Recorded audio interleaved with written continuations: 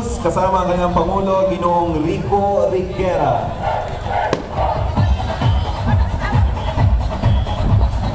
Nakalamot ako.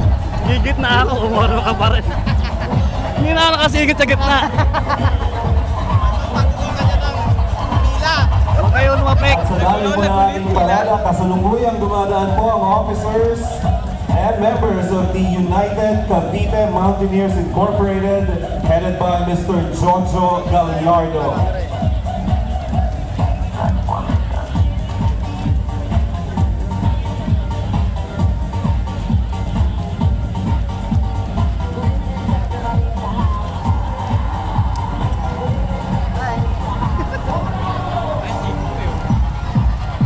At ngayon po ay nandito na rin ang delegasyon mula sa ating transport groups, ang Federation of Imos Tricycle Operators Incorporated na pinamumunuan ng kanilang Pangulo na si Mr. Eli Sapitan.